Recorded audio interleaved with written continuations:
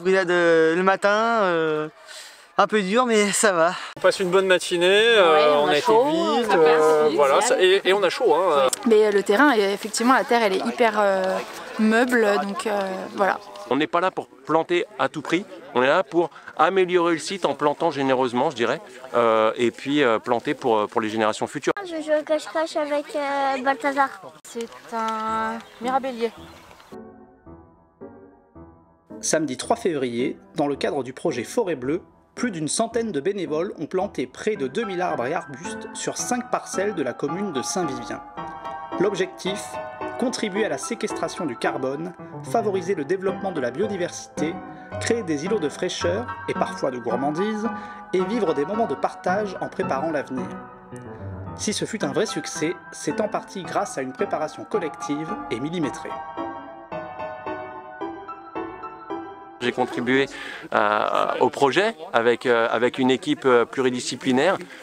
C'est un travail de co-conception, un travail de concertation. À aucun moment il y a une personne qui est responsable du succès, mais il faut dire qu'on a la coopérative carbone de La Rochelle qui a déjà une petite expérience là-dedans. Moi j'avais travaillé aussi sur la forêt bleue de Dompierre avec la coopérative carbone, et puis Jean-Michel Vermèche qui est un des bénévoles qui est là aujourd'hui, là, juste derrière nous, et qui est très important dans le process.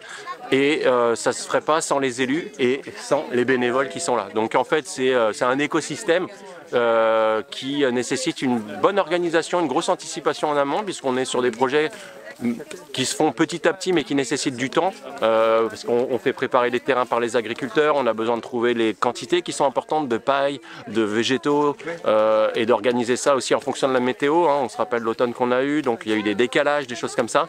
Là aujourd'hui on a vraiment beaucoup de chance sur la météo, il pleut pas, il fait pas trop chaud, pas trop froid, donc c'est idéal, voilà. Il y a plein de choses qui font que mis bout à bout ça peut faire un succès, et je crois que c'est le cas aujourd'hui. Ouais. En fait on est arrivé comme ça par Enedis en fait, hein, voilà, il nous arrive dans nos activités de couper ou d'élaguer parfois des arbres, hein, pour voilà, améliorer la qualité de desserte du réseau électrique, hein, pour nos clients. Donc ça nous a amené à rencontrer Coopérative Carbone dans l'objectif d'essayer d'en replanter, de participer pour cette forêt, quoi. Alors moi j'habite Saint-Vivien, donc j'avais prévu de venir planter des arbres, et je travaille pour le laboratoire L'Écuyer, et la Fondation L'Écuyer en fait a subventionné du coup cette session de plantage d'arbres. Donc du coup je représente aussi la société aujourd'hui. Voilà. Ça ne demande pas un effort surhumain, franchement. Moi j'ai pas du tout la main verte, et j'ai réussi à en planter. Et franchement voilà, j'ai ramené mes 2 enfants, moi. J'en ai perdu un d'ailleurs, non c'est bon, il est là. Même pour eux c'est très sympa, franchement, voilà, de jouer dans la terre et avec les vers de terre. Ça c'est de la récupération des filets d'huîtres qui ont été coupés en 2. Tiens, regarde, ça vont servir de protection contre les bêtes qui pourraient avoir envie de manger les petits arbustes, les petits arbres. Voilà. Donc on les écrase pour qu'ils aient une forme. C'est un petit figuier, un petit arbuste figuier, parce que j'ai mis mon prénom sur mon petit panneau là. Les 2 plantes là et là-bas. Donc j'ai planté un petit figus juste à côté. Bon, ça t'a plu? Oui, ça a recommencé. En effet, tout le monde a eu l'air de bien s'amuser.